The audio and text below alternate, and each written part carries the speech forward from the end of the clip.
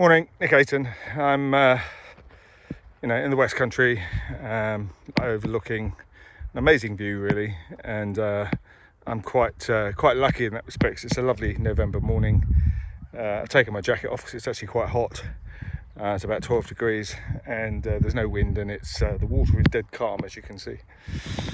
So in the previous conversation, we were talking about the web, we were talking about governance and the constitution of the web.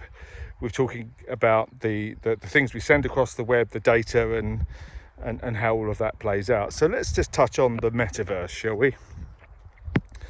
And the metaverse is, it's a digital world, isn't it?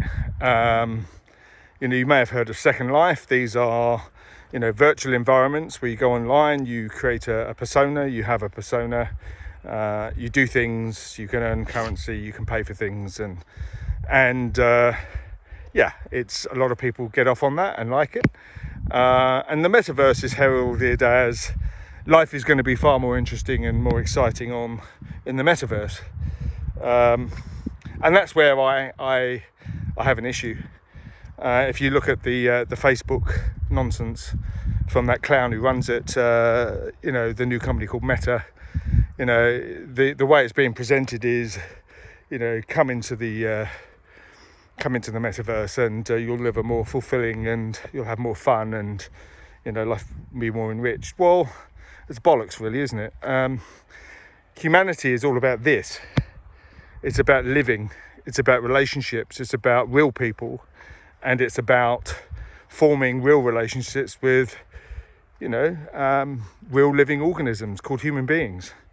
And to give that up and sort of live in an artificial world is crazy. But there's people out there that are already addicted to the blue screen, and let us not forget the entire premise of social media is an addictive manipulation of human behavior, and the metaverse is going to take it to the next level.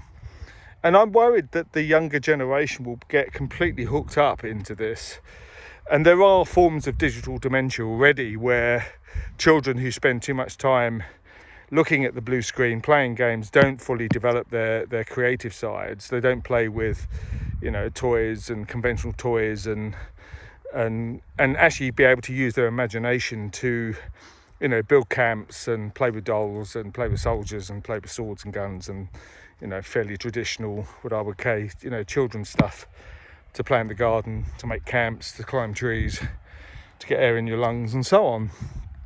But, there we have it. Life is better in the metaverse. Well, I'm sure you could create a metaverse where it's another parallel universe in a sense, not in the quantum sense, but it's in a digital sense where, you can do things in the metaverse, but it's like owning NFTs and only being able to view them in the metaverse, where you have to put a headset on and glasses on, and you can't stand in the middle of a field, for example, and breathe the air and live in this world. You have to be indoors and have a headset on. And so I guess that's my issue with it, really. It's not natural. We're human beings, we're biological beings, we thrive on community, and this is why COVID has such a damaging effect on communities, because we can't get outside, and as social animals we like to get outside and we like to meet and gather and do all of those things. So the metaverse is coming. Not a lot we can do about it, but I don't think it's a